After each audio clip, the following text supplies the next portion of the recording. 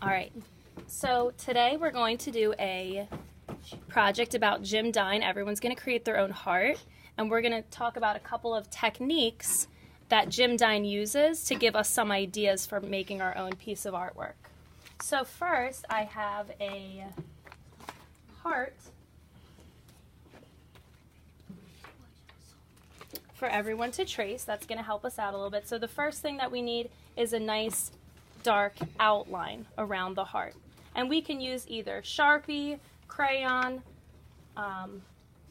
or a black Crayola marker. But for right now, I'm just going to use some crayon. And I'm going to try to make this outline really thick. So I'm just going to go over this and make sure I have my name in the corner. Good.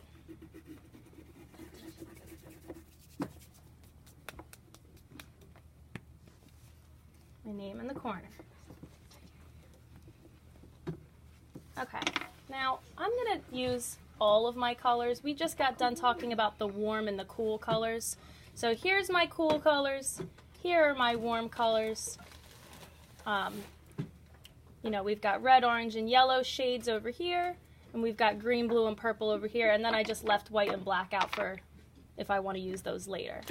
So my idea was to do the warm colors in the inside of the heart, the cool colors on the outside of the heart. If you want to switch it up, that's fine. And then for this video, I'm just going to switch it up. So I've got my warm colors on the inside, and I've got my cool colors on the outside. Okay, but for this example, I'm just going to switch them. So that's up to you.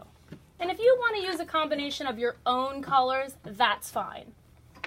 All right, so I'm going to do my warm colors. And Jim Dine sort of just did these like blobs of paint or kind of like this scratchy coloring. And it looks really cool when you do the watercolor over top of it. It's easier to go one color at a time. That way I don't have to keep picking up my crayon every single time I'm working. Move on to a new color. Now, like I said, you can pick your own colors if you wanted to express your personality in a certain way. That's fine. But I'm just going to stick to the cool and the warm colors because I know that those colors look good together. You might experimented in another project where you said, wow, these colors really look good together, and they express me. So that is totally up to you. Maybe I just want to stay with the reds and pinks for this one. You can also use white, and we learned that in a different class when people were doing little secret messages and whatnot. So if you wanted to maybe even do some kind of other cool design in there with the white, I'm just going to stick to my little scratchy coloring. But if you wanted to do something else, maybe you wanted to do more neat dots for yours, whatever. All right, now I'm going to do some cool colors for my inside of the heart. And yeah, you know, these projects always turn out a little bit different. Art's kind of like your handwriting. We could all write the same thing, but it may not all come out the same way, or may not all look the same way. So everyone's going to have their own little personal style with this project. Okay. And this part you want to get done fast so we have time to do the painting. All right, almost done with that. Maybe I'll just stick to the blues and greens for this one. Okay. Now the next step is the watercolor. Okay, so I've got my watercolor set right here, and I can really fill this in with any kind of color. So I'm going to pick a cool color for this inside. Jason, what color should I pick? Which cool color should I pick for the heart? Purple? Okay, cool. I'll pick purple. Yeah, that was a good choice because we haven't used that one. So maybe you want, and you know, maybe you want to do all the colors, but I really just love the effect of the crayon and the watercolor mix. And I think that Jim Dine had to have used something like that.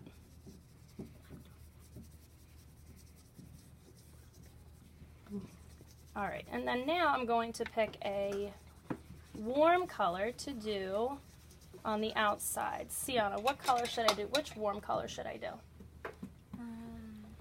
Red. Red? Yes.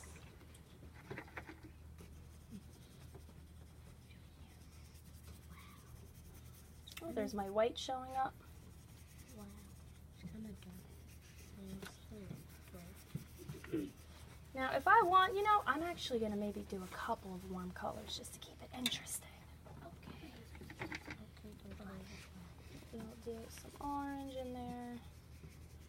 But you don't really want to leave a lot of white spaces showing. I mean, unless I put my White color. my white in there.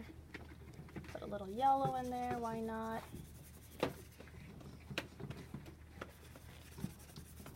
All right, now the fun part, and that some people might remember from last year, is we mixed two different artists. So not only did we do some Jim Dine, but we also did another artist called Jackson Pollock, who was known. He dropped a little. He was known for doing, he kind of threw the paint on his paper. So to do that, I know it's a lot of fun, but we have to be careful about splashing people. And I always usually end it if it gets too out of hand, which happens sometimes. So you need to be careful. But Jackson Pollock always did his splash painting on the floor. So that's what we're going to do, the drip painting or splash painting. Now, if you're going to do that, the drips, you need to use watercolor.